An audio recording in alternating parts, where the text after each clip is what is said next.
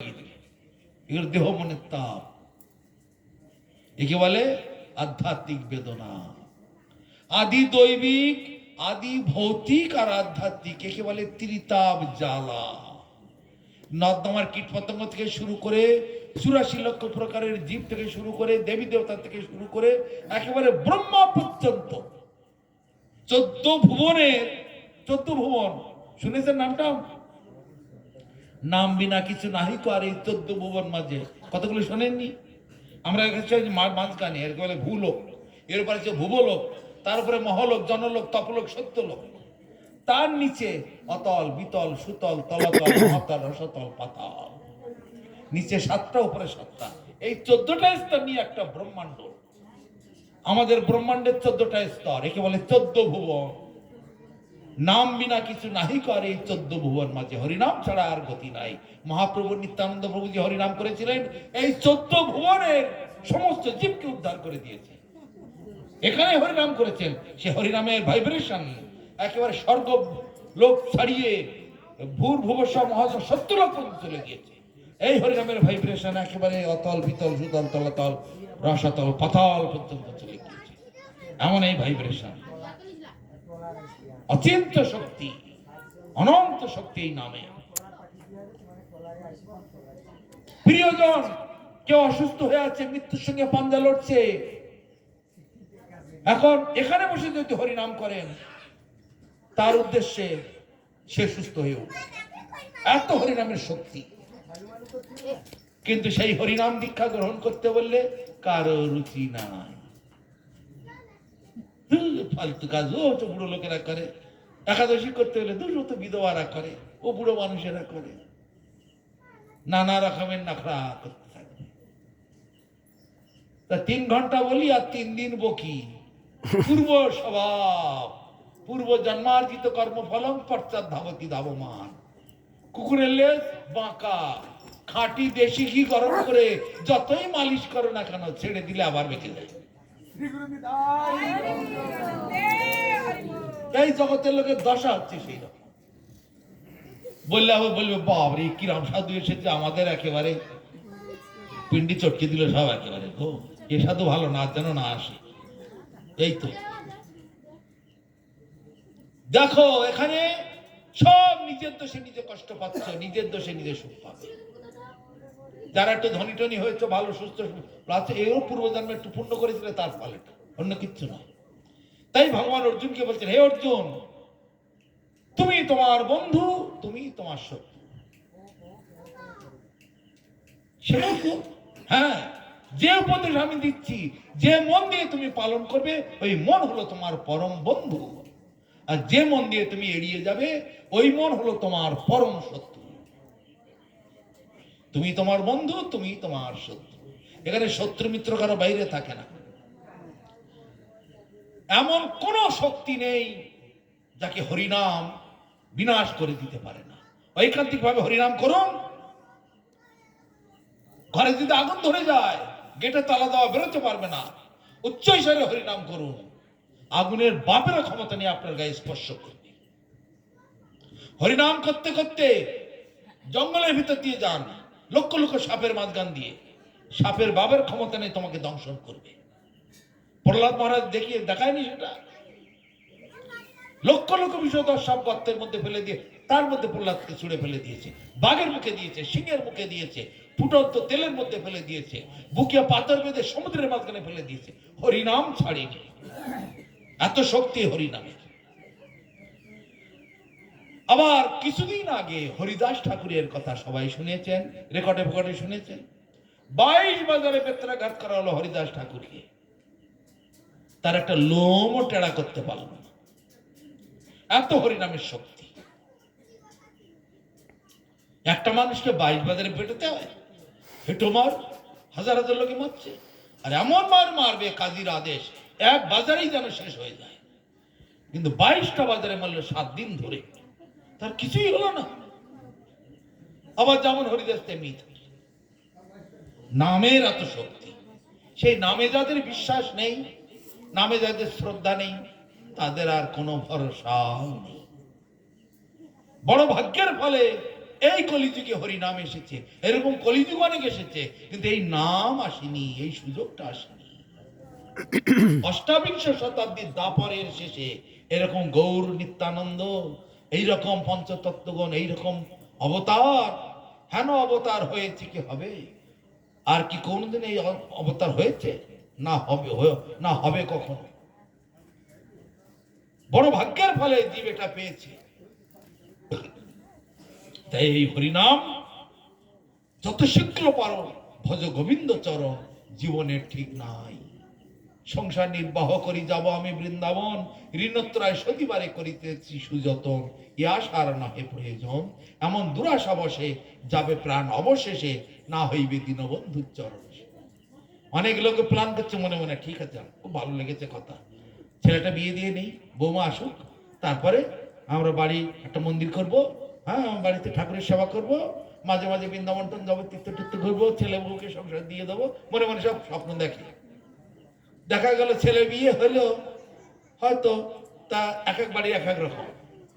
এক বাড়ির বৌমা তো শাশুড়িকে সহ্য করতে পারে না, আর শাশুড়ি তো বৌমাকে সহ্য করতে পারে। বেশিরভাগ ক্ষেত্রে কলিযুগে যত শাশুড়ি আছে 99.999 বৌমা একটাও ভালো হয় না তাদের কাছে। আবার সেই বৌমা যখন আবার পরক্ষণে শাশুড়ি হয়, তো বৌমাও তার কাছে ভালো হয় না। শাশুড়িদের কাছে বৌমা ভালো হয় না, আর বৌমাদের কাছে আবার শাশুড়ি ভালো হয় না। আবার যদি তো ভালো হলো, কিছুদিন মন্দির টন্দির করবো, হরি ভজন করবো, এসে গেল আবার এক নাতি পুতি, তাই নিয়ে কখন যাব, কখন মালা করবো, ও বাবা ও কি আর আমাদের দ্বারা হবে, ওই নিয়ে ব্যস্ত।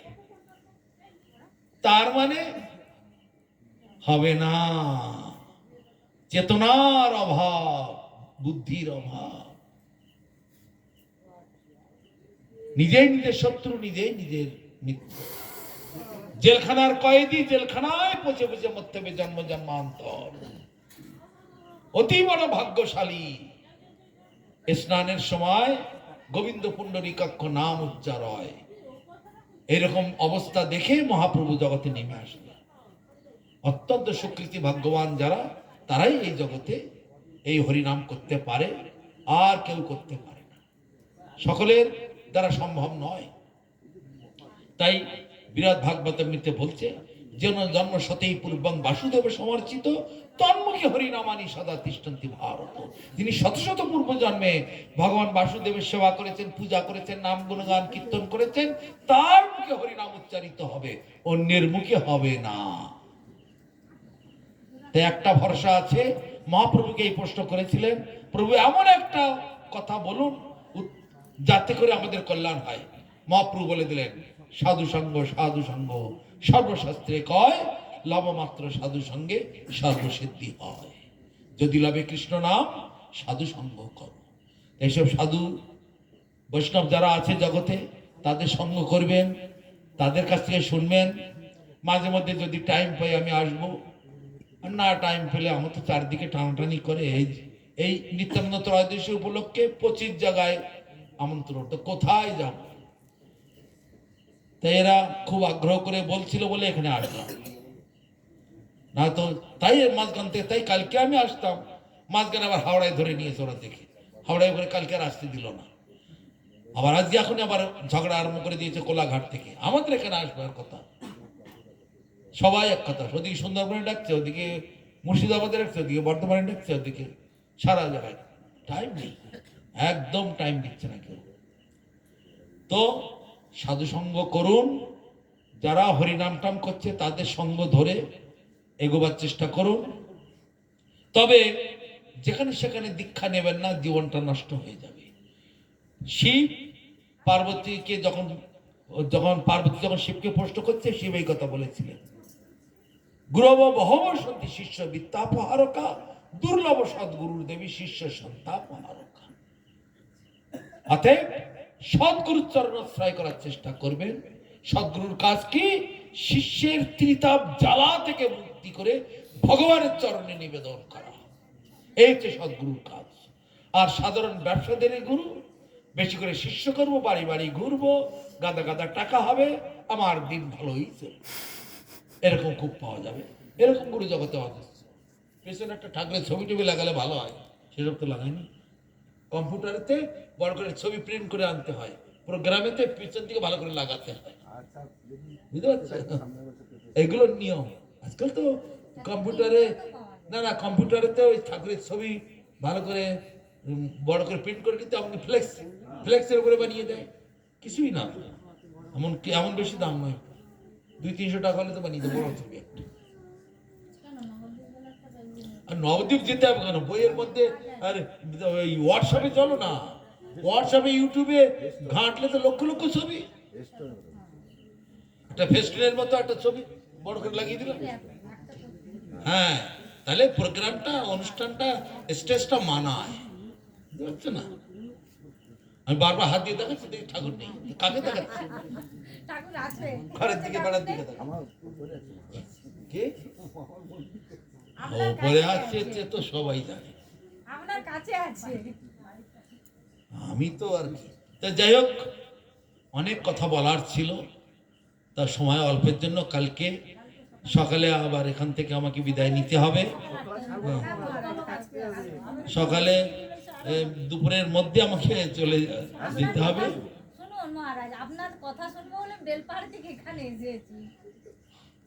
তাই বললে তো হবে না, সবে তো প্রথম দেখা হলো।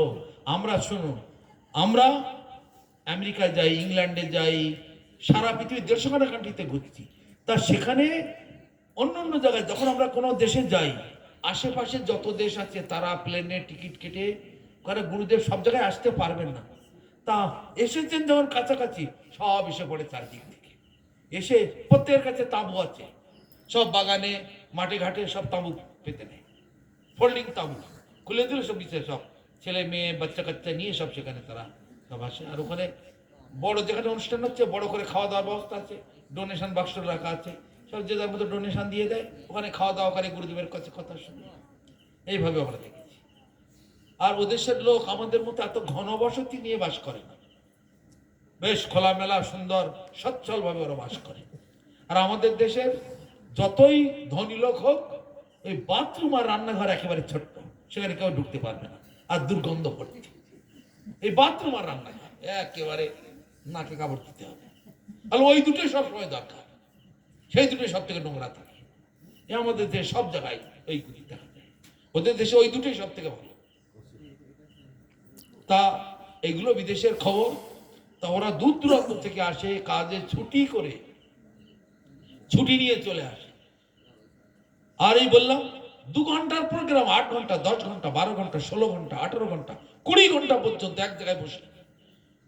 বেলা 2টোর সময় বসেছি, রাত্রি 2টো পার হয়ে গেল, সকাল 8টা বেজে গেল, তবু উঠছে না। আরে তোমাদের খাওয়া দাওয়া নেই, ঘুম নেই?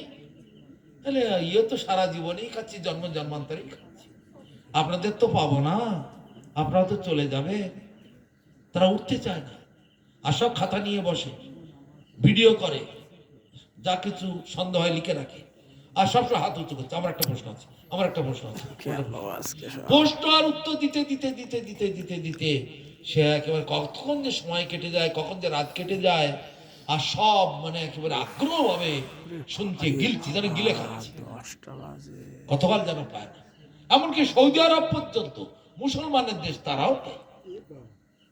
হ্যাঁ, মুসলমানের দেশও পর্যন্ত বাইরে যে খবরগুলো পাওয়া যাচ্ছে, যারা কট্টরপন্থী মৌলবাদী, তাদের খবরটা পাওয়া যায়।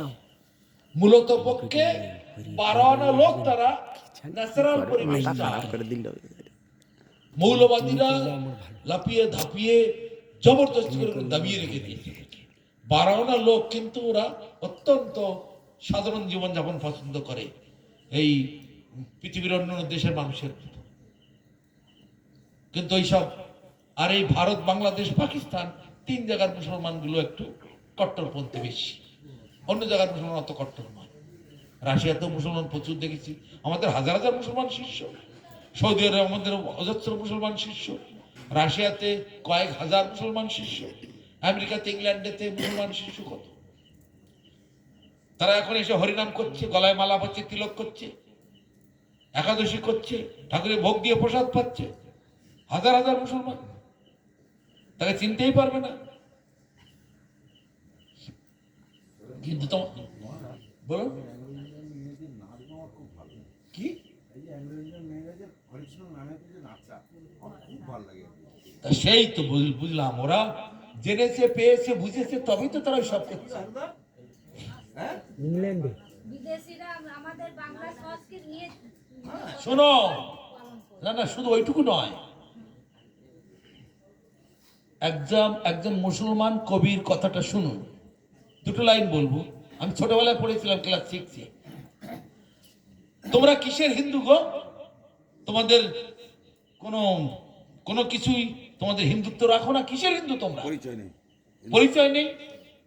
তাই সে নিজে ব্যঙ্গ করে লিখেছেন, কটাক্ষ করে লিখেছেন, আমরা ছেড়েছি টিকির আদর, আমরা ছেড়েছি ধুতি ও চাদর, আমরা ছেড়েছি সাধু শাস্ত্র হরিনামের কদর, এখন হ্যাট বুট কোট প্যান্ট পরে সেজেছি বিলেতি বাঁদর। ক্লাস 6-এ পড়েছিলাম। আমরা ছেড়েছি টিকির আদর, আমরা ছেড়েছি ধুতি ও চাদর। ধুতি চাদর আমাদের আসল পোশাক। আমাদের ঈশ্বরচন্দ্র বিদ্যাসাগর পড়তেন, আমাদের সব গান্ধীজি পড়তেন,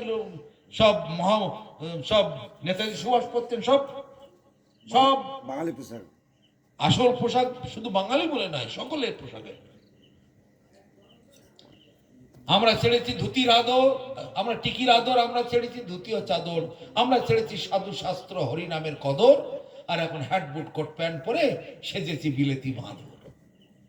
আবার ভালো করে বিলেতি বাঁদর হচ্ছে কিনা আয়না, ভ্যানিটি ব্যাগের থেকে আয়না বের করবি, দেখবি, দেখে ওই লিপস্টিকের লাল অংশটা এখানে একটু লাগাবে, লাল লাল মতো দেখালে মেম সাহেবের মতো দেখায় ভালো, লাল মুখ বান্নারের মতো সাজে ভালো, ওই দেখি আর করে। আবার একটু খারাপ হয়ে গেল, জল পাবে কোথায়, জিভের একটু ঠেকে দে আর পশে বারে বা।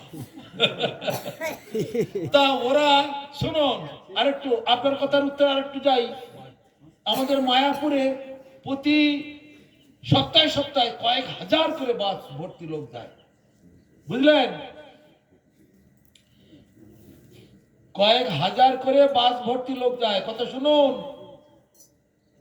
ওখানে একটা ছেলে বাঁ হাতে একটা মদের বোতল আর ডান হাতে সিগারেট খাচ্ছে, আর আমাদের সাহেবী ভক্ত তারা দুজন ফুল তুলছে, ধুতি পাঞ্জাবি পরা, গলায় হরিনামের মালাটা ঝুলছে, কপালে তিলক সাজিতে করে ফুল তুলছে, হ্যাঁ, আর হরে কৃষ্ণ করছে। আর তার দুটো বাচ্চা ছেলে, তাদেরও কপালে তিলক, পাশে খেলছে। এরা বলছে what you are doing?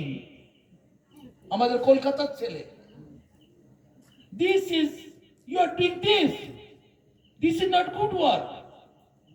Why you are not wearing hat, boot, coat? Why you are wearing dhoti and punjabi? তুমি এসব ধুতি পাঞ্জাবি কেন পরে আছে? হ্যাট বুট কোট প্যান্ট পরো না কেন? এসব কি করছো? এসব ফালতু কাজ করে কি হবে?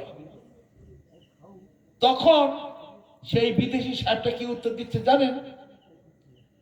আমরা যে পরেছি ফালতু কাপড় চোপড়, এখন এগুলো আমাদের কাপড় নয়, এগুলো তোমাদের মা বাবা, তোমাদের ছেলে মেয়ে, তোমাদের ভাই বন্ধুরা ফেলে দিয়েছে, সেইগুলো আমরা কুড়িয়ে নিয়েছি।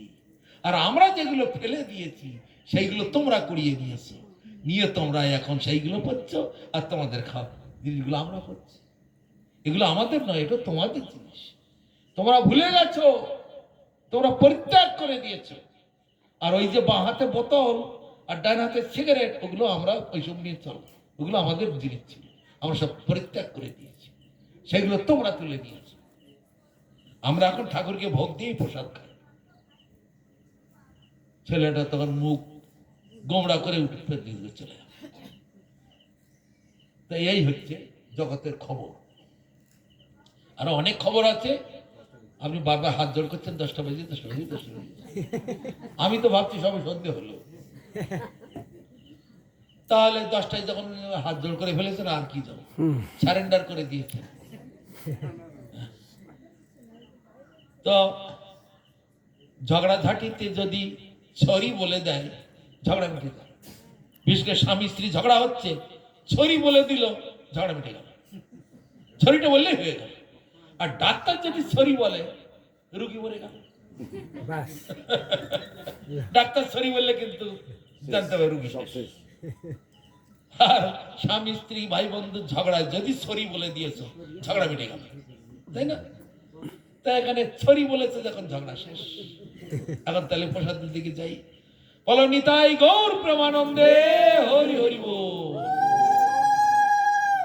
জয় নিত্যানন্দ ত্রয়োদশী কি জয়, হরিনাম সংকীর্তন কি জয়, নিতাই গৌর প্রেমানন্দে হরি হরি বল। সবাই একবার বলুন হরে কৃষ্ণ হরে কৃষ্ণ কৃষ্ণ কৃষ্ণ হরে হরে হরে রাম রাম রাম হরে হরে। নিতাই গৌর প্রেমানন্দে হরি হরি বল। বাঞ্ছা কল্পতরুভ্যশ্চ কৃপা সিন্ধুভ্যেব চ পতিতানাং পাবনেভ্যো বৈষ্ণবেভ্যো নমো নমো। সবাই মাটিতে মাথা রেখে প্রণাম করুন। মাটিতে মাথা রেখে প্রণাম করতে হয়। কোন সভা শুরুর আগে হরিনাম করে শুরু করতে হয়, হরিনাম দিয়ে শেষ করতে হয়। মাটিতে মাথা রেখে প্রণাম করতে হয়। এটা আমাদের দৈন্যতার প্রতীক। মহাপ্রভু এতে খুশি হন, ভগবান এতে খুব সুখ পান, আনন্দ পান। এটা হচ্ছে শরণাগতির লক্ষণ। আপনাদের সকলের কল্যাণ হোক, মঙ্গল হোক, দুর্লভ মনুষ্য জীবন সার্থক হোক।